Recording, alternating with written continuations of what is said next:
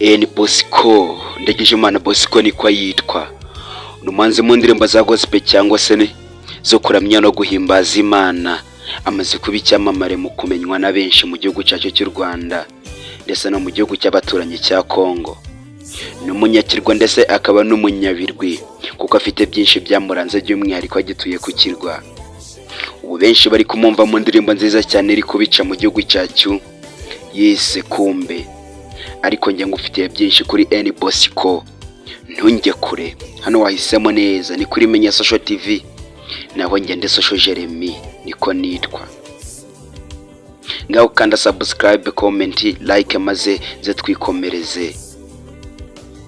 N Bosco yavukiye mu murenge wa Nkombo, byumvikana ko ari mu karere ka Rusizi. Umuryango we mama na papa bakaba batuye gukirwa cya Ishwa. N Bosco bakaba barababyaye wabo ari abana babiri gusa babasore kandi bakunda Imana, kandi bakaba baravukanye n'umusore witwa Iradukunda Valence, nawe akaba yaravukanye impano idasanzwe mu kuririmba ndetse no kwandika indirimbo zo kuramya no guhimbaza Imana.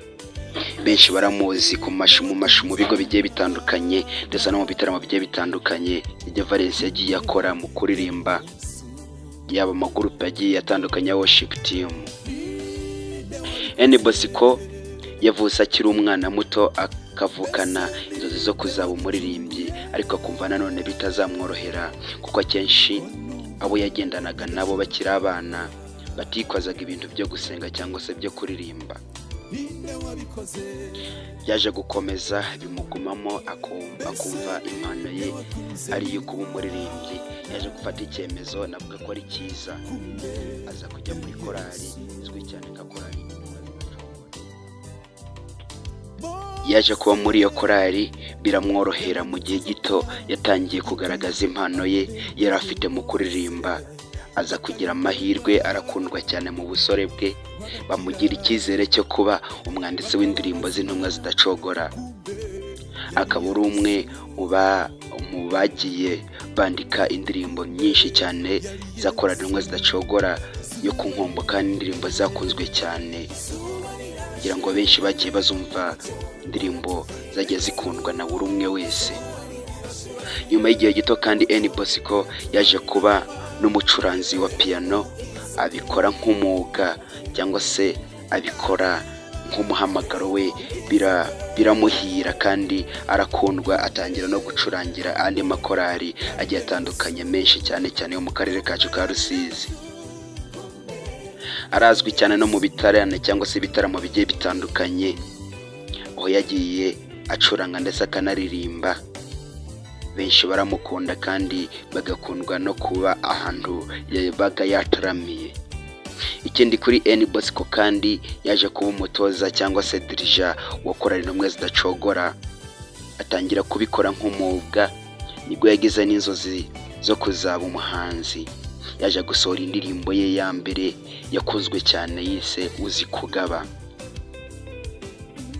Kugeza nubwo korali ye intumwa zidacogora yagiye ijya mu bitarane cyangwa se mu bitaramo bigiye bitandukanye, bikarangira babasabye ko babaririmbira indirimbo yitwa Uzi Kugaba.